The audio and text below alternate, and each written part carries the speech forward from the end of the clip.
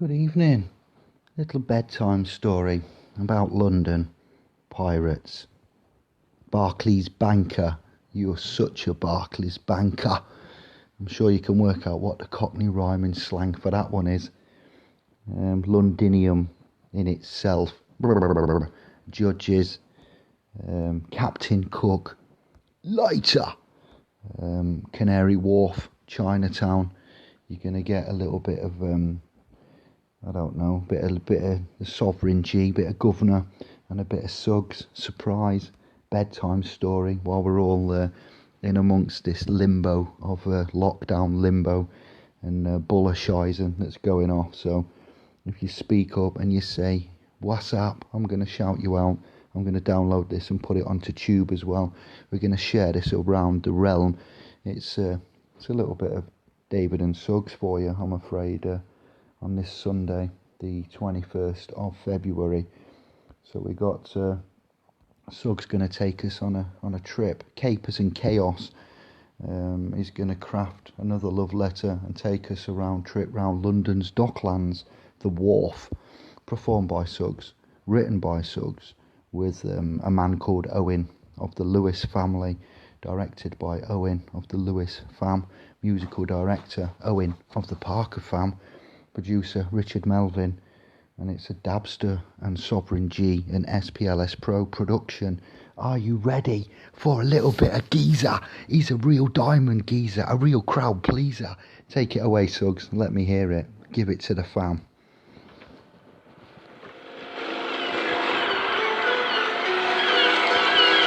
Docklands, that small U-bend on the River Thames. It's been at the heart of Britain's maritime history for centuries. Yeah, I know. Integral to the prosperity of London since Roman times. They're Roman. Explorers sailed away on voyages of discovery from here.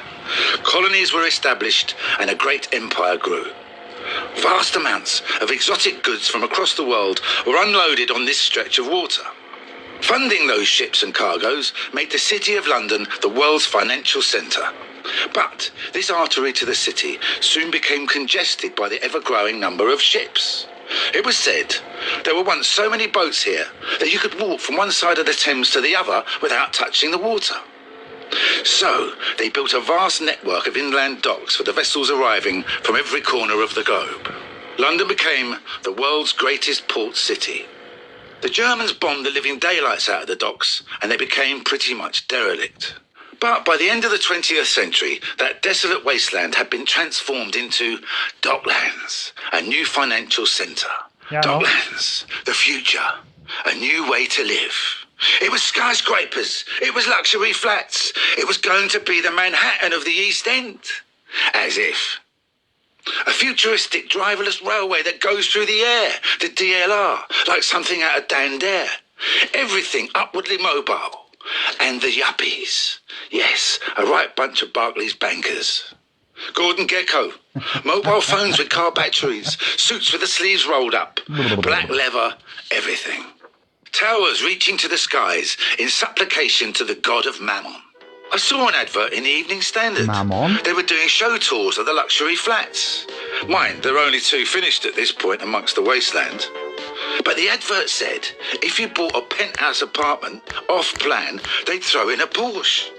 So, me and my mate Paul put our ties on, rolled up the sleeves of our suits and headed on down there. We had no intention of putting a deposit on anything, but bang up for having a go on a Porsche. Next thing, much to the consternation of the slippery estate agent, we were donutting around in this Tangerine 911, dodging giant cranes in this enormous building site, what we all know now as Canary Wharf. On the very site of what was the West India Dock, where all the plunder from the Caribbean was unloaded. Yeah, cotton, tobacco, coffee, rum and sugar. All of which was harvested on the backs of slaves. Oh, yes. From here, the West India merchants traded. Like the Royal Africa Company, who shipped more Africans to the Americas than any other company in the history of the slave trade. Yeah, man. The Bank of England financed the voyages. Lloyd's of London insured the ships. Of course. The Barclay brothers also invested. Of course they did. London swiftly became the financial centre of the slave trade. It did indeed. And how ironic, the Barclays Bank has its headquarters here in West India Quay at Canary Wharf. No way. But aside from the West Indies, Britain had a lucrative trade with the Chinese. They'd give us porcelain, silk and tea. Marvellous. Yeah. And in grateful reciprocation, we peddled them opium. We peddled them opium. Okay, then, just let that thought, linger on there. Nice. Some of those Chinese crew that came off the clippers, like the Cutty Sark, stayed in Limehouse and created London's original Chinatown. For some reason, this inspired terror in the hearts of the English middle classes.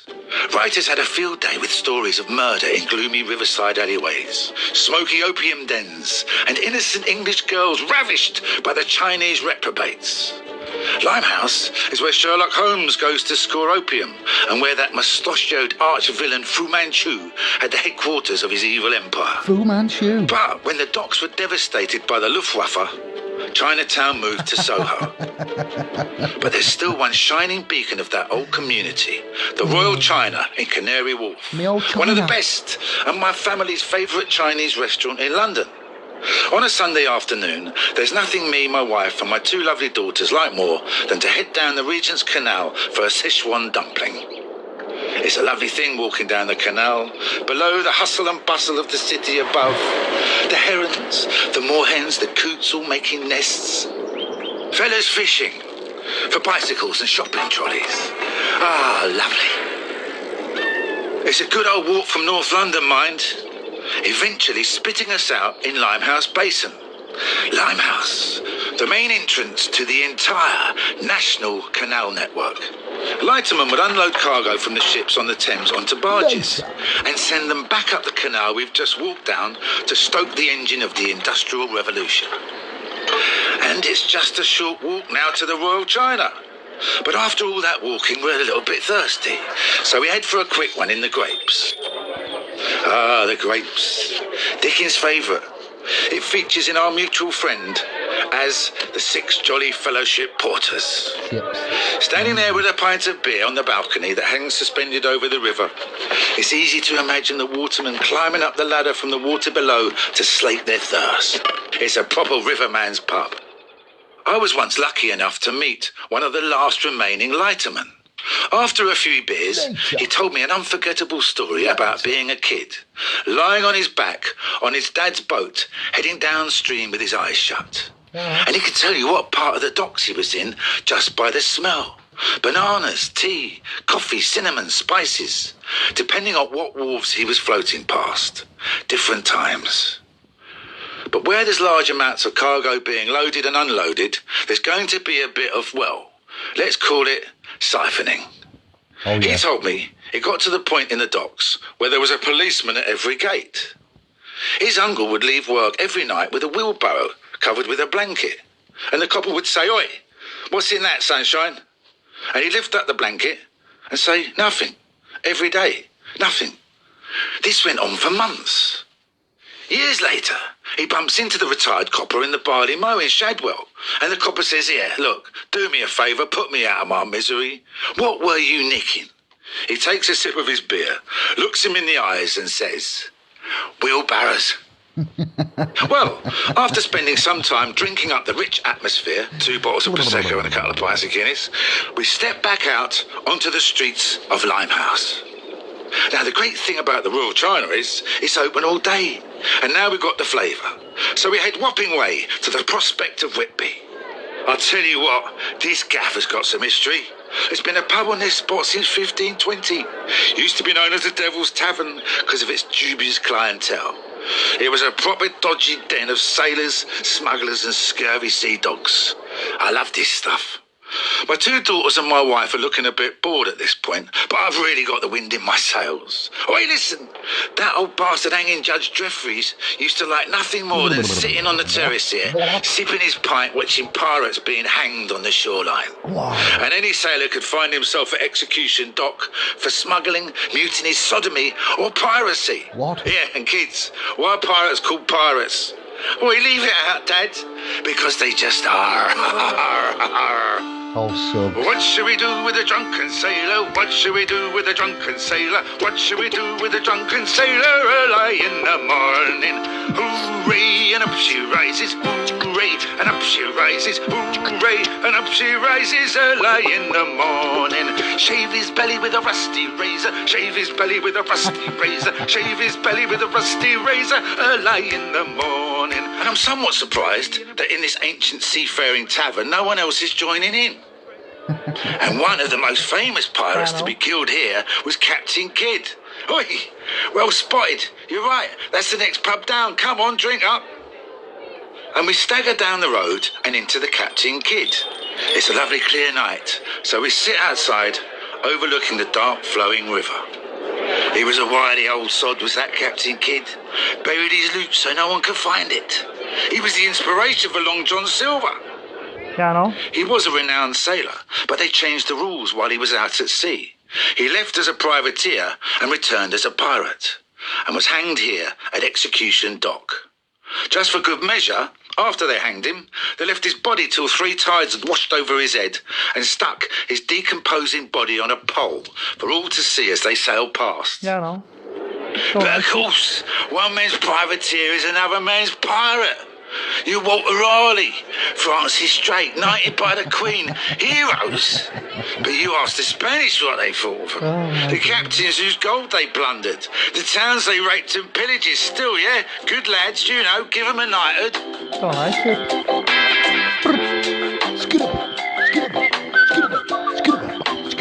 You teased the youth about Christopher Columbus, and you said he was a very great man. You teased the youth about Marco Polo, and you say he was a very great man. You teased the youth about the pirate Hawkins, and you said he was a very great man. You teased the youth about the pirate Morgan, and you said he was a very great man. So you can't blame the youth. No, you can't fool the youth. You can't blame the youth of today. No, you can't fool the youth. Put the blame on me. All these great men were doing raping, kidnapping, and killing. So cold, great men were doing robbing, raping, and kidnapping. There's no way around it. It's all piracy in the end. Colonialism. That's all it basically is, nicking stuff that wasn't ours. Good old London. And this idea of discovery. Don't give me discovery. What are you lot doing here? What? Never mind indigenous. Do you know how long it took me and my mates to get here? To discover your gaff? Wait, get your hands off that gold and all. That's mine, by the way.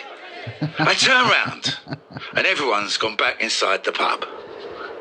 I look right down the Thames, sparkling in the moonlight. And hang on. That's the town of Ramsgate. So, there we are at the bar, in the town of Ramsgate. And as he's pulling my pint, the barman is absolutely fascinated. Did you know? Yeah, mate, a pint was a dangerous thing in this pub. 'Cause some nice fella would offer you a beer. That's kind, don't mind if I do, and then he'd offer you another one. That's mighty generous. But before you knew it, you'd wake up on a boat in the middle of the Thames. You'd just signed your life over to His Majesty's Navy, press-ganged. Shanghai. The barman's wandered off. I take the drinks over to my wife and daughter sitting in the corner. I know they're a bit bored, but I love this stuff. And never mind homeschooling, this is proper interesting. It's good for them. Now listen, do you remember that hanging Judge Jeffries I was on about? Don't leave it now. No, hang on, give us a chance. 3 kisses, got his nickname. Oh boy, did he love an hanging. After the Monmouth Rebellion, he sentenced 300 rebels to death. But he wasn't completely cold-hearted. No, he let another 500 off with transportation. After the Glorious Revolution, James II had to leg it out of the country, leaving his old pal the judge in the lurch. And believe me, he was shitting himself, so he dressed up as a sailor. He was waiting for a boat to get out of the country, but they caught him right here in the town of Ramsgate. Oh, I know you, you horrible little bastard. Don't you yo-ho me. You tried to have me hanged.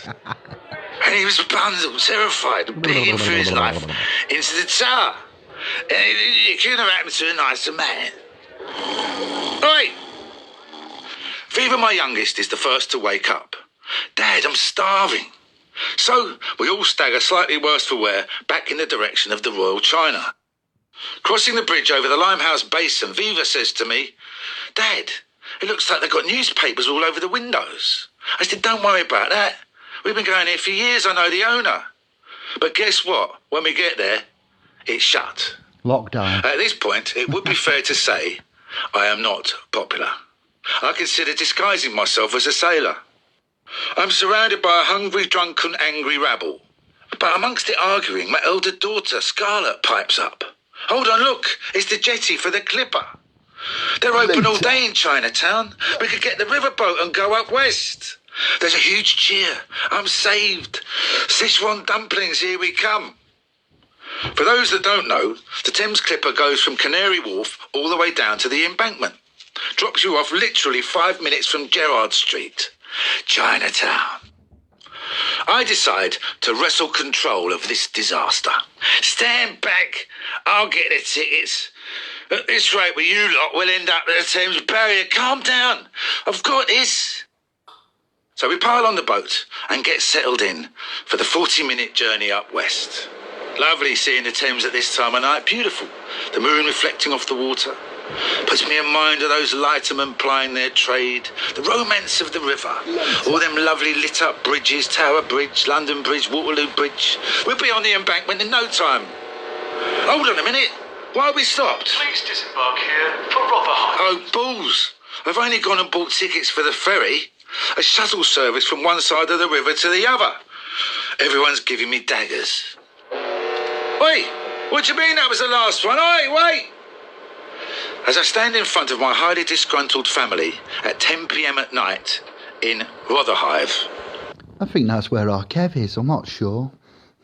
which is not much more than a huge suburban housing estate, on the very spot where the pirates' bodies were hung as a gruesome message to others. Yeah, I know. I'm particularly glad there's no rope hanging about. I like it. I met my girl at Woolwich Pier, beneath a big crane standing. And all the love I felt for her, it passed all understanding. Took her sailing on the river, flow, sweet river, flow. London town was mine to give her, sweet Thames, flow softly.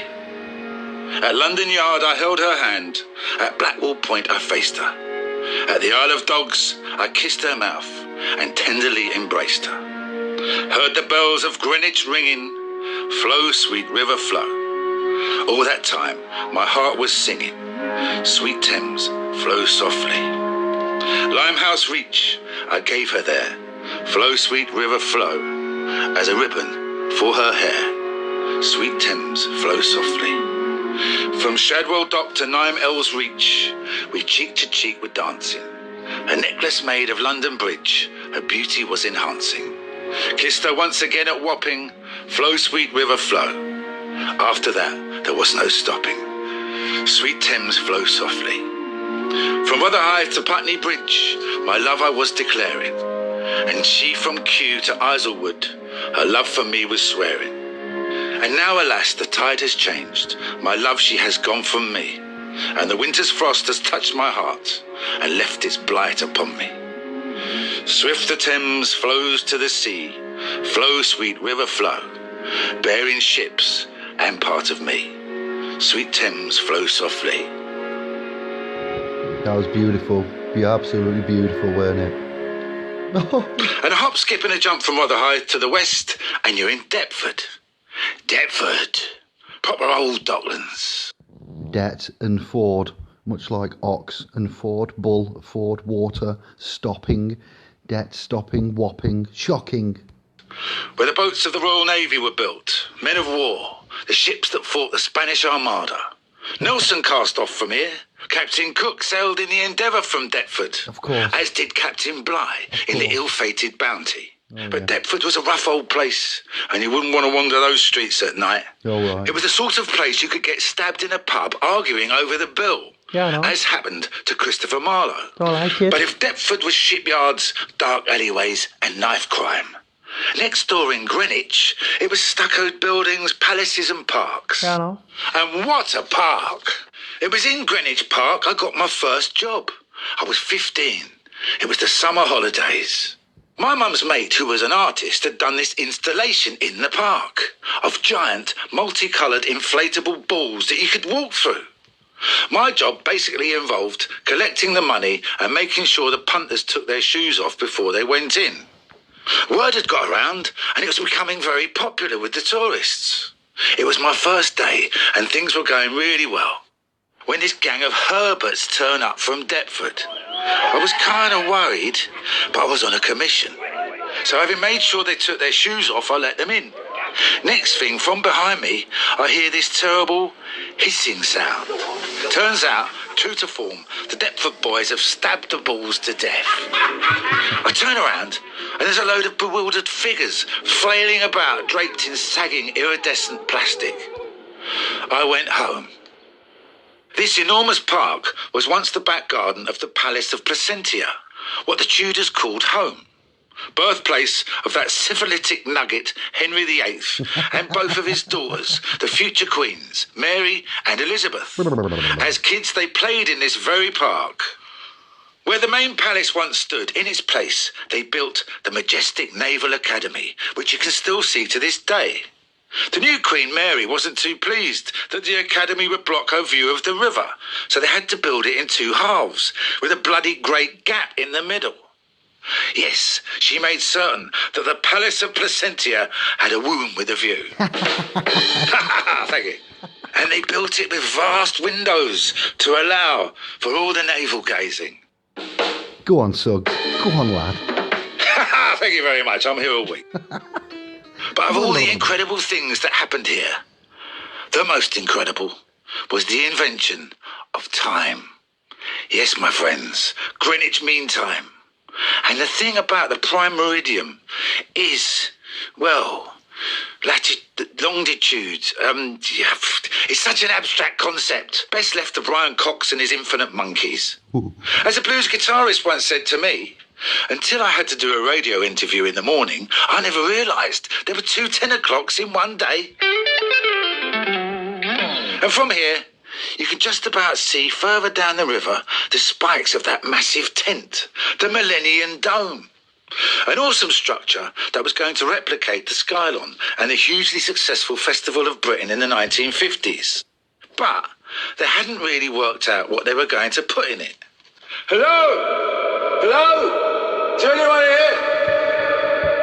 But the O2, as it became to be known, turned out to be one of the best music venues in the world. And I can't tell you how pleased I was to be on stage in front of 16,000 adoring Madness fans, all jumping up and down, singing along.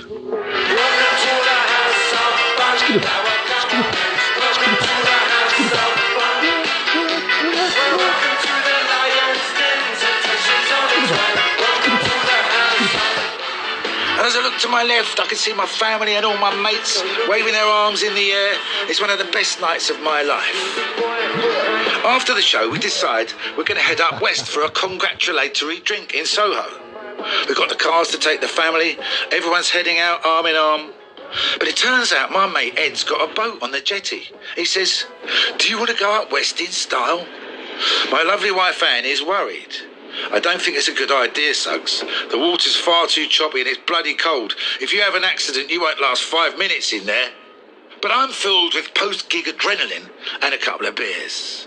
Oh, pish, it'll be fine. The high seas, here we come, the hearties.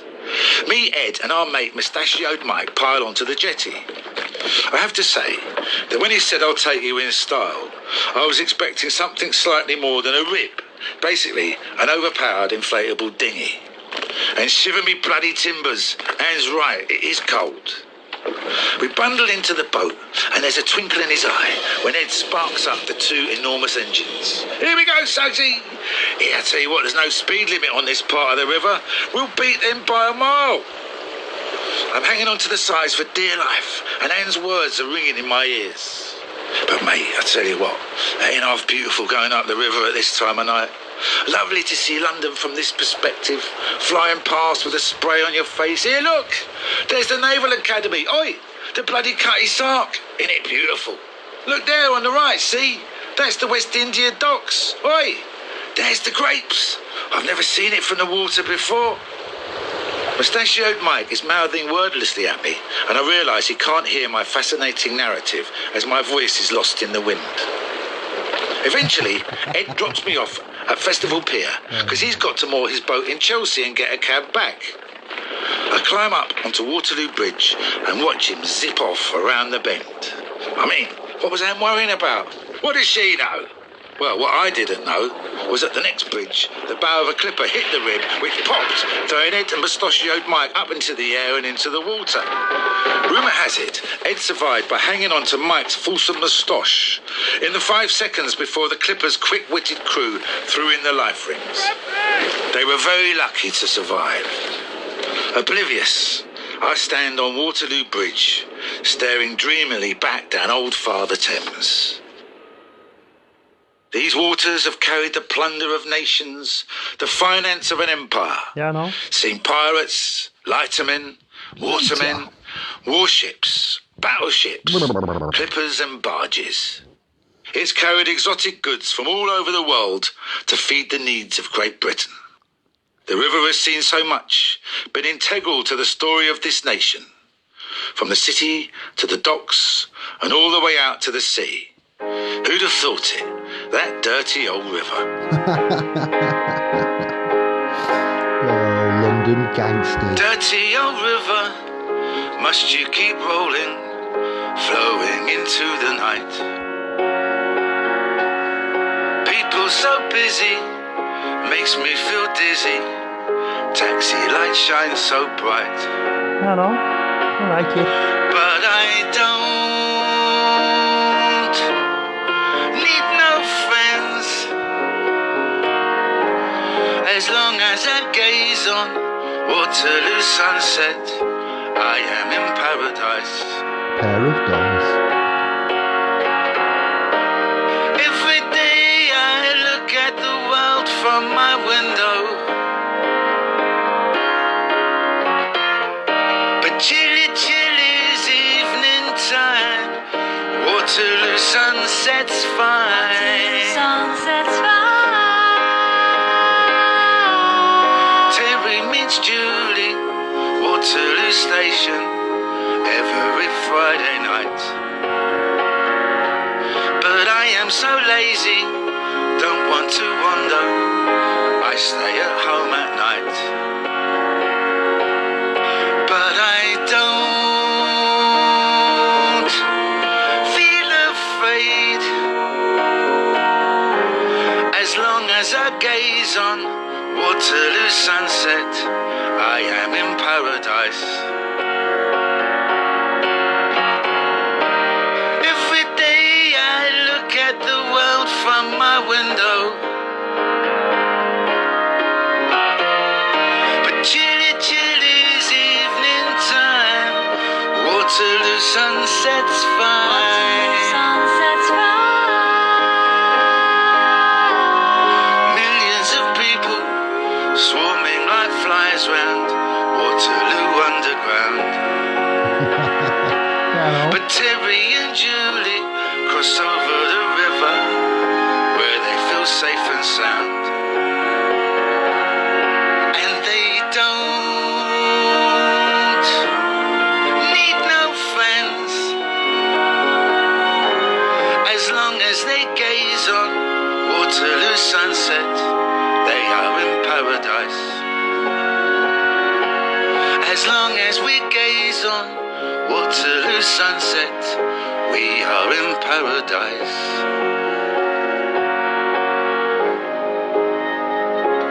I've been Suggs, and this was my love letter to London.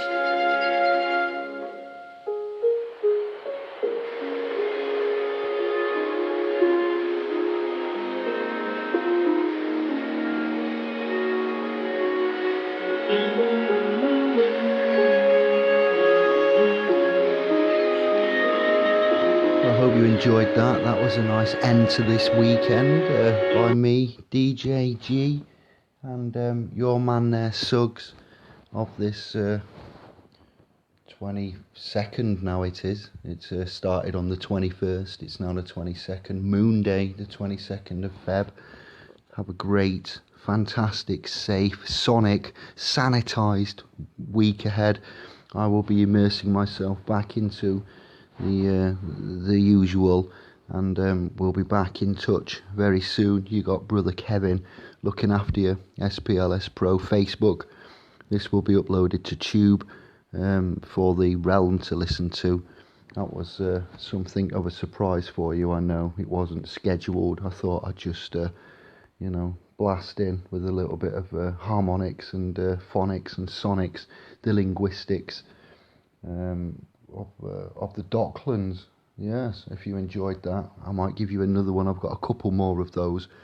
Romans, boat people, gangsters, drugs, etc. Capers and chaos, as we call it. Brother Suggs there. Madness, House of Fun. A few poems and a little bit of songs, eh? Once again, that was done by Owen of the Lewis family, written by. Then you've got the musical director Owen of the Parker fam, producer Richard of the Melvin clan, and it was a Dabster production. So I hope you enjoyed that. We love you, SPLs. Indie, scribes, when I upload this, all platforms, all clan, all extended bloodlines. Stay safe, stay loving, stay sovereigns, initiates of self. Watch out for the secretaries and generals, those lying government agents. Keep them peeled. Fact checkers, we're coming for you. Oh, here we are, Moon Day. It's bedtime, look. Much love. Thank you to all. Share it if you want, anywhere, all over the places. Cockney geezer, he's a real diamond geezer, a crowd pleaser, alright? See you later. Ciao bello, ciao bella.